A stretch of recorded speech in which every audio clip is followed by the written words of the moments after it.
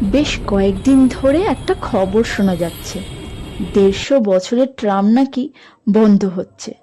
সত্যিই কি? তাই আমরা বেরিয়ে পড়েছিলাম ট্রামের খবর জানতে। সত্যিই কি ট্রাম বন্ধ হচ্ছে?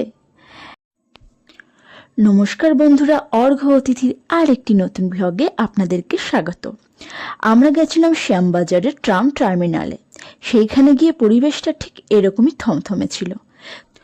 ছোটবেলায় রবীন্দ্রনাথ ঠাকুরের অমল ও দইওয়ালা পড়েছিলাম, যে অমল জটিল রোগের কারণে গৃহবন্দী হয়ে সারাদিন জানলার সামনে বসে থাকত। আমার কাছে এই ট্রামগুলি এক একটি অমল মনে হচ্ছিল।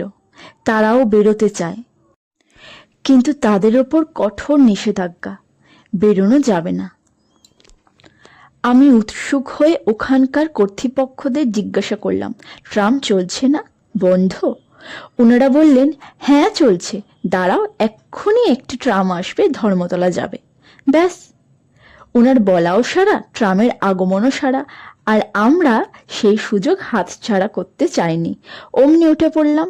৭ টাকা টিকিটে সোজা ধর্মতলা, তবে সময় সাপেক্ষ। একেই তার গতি ধীর, তারপর আবার যানজটের রাস্তা, তাই তাড়াহুড়ো করলে চলবে না। চলুন আপনাদেরকে দেখাই কিভাবে ড্রাইভার ট্রামটিকে চালনা করে।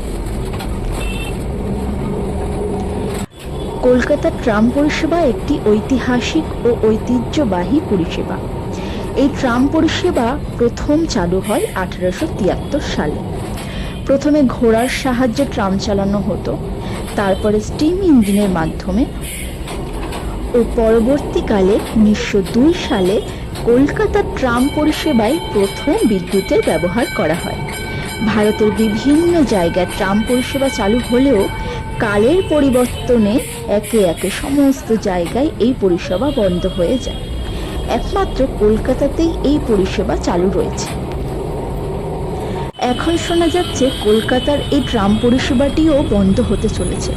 কলকাতার মতো ব্যস্ততম মহানগরে ট্রামের মতো এত ধীরগতি যান চালু রাখার বিপক্ষে অনেকেই মত প্রকাশ করেছেন। সেসব কথা থাক, আমরা বরং এর ভালো দিকটা দেখি। যেমন ট্রাম একটি বাসের তুলনায় অনেক বেশি যাত্রী বহন করতে পারে। ট্রাম নির্দিষ্ট ট্র্যাকে চলে, তাই ট্রাম খুবই শৃঙ্খলা পরায়ণ।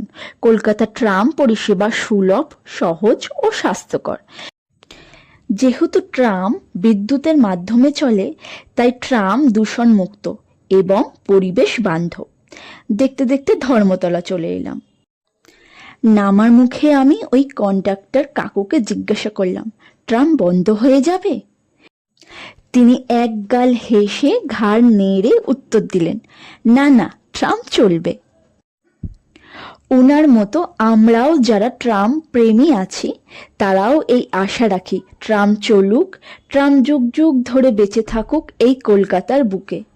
ভিডিওটি এখানেই শেষ করলাম।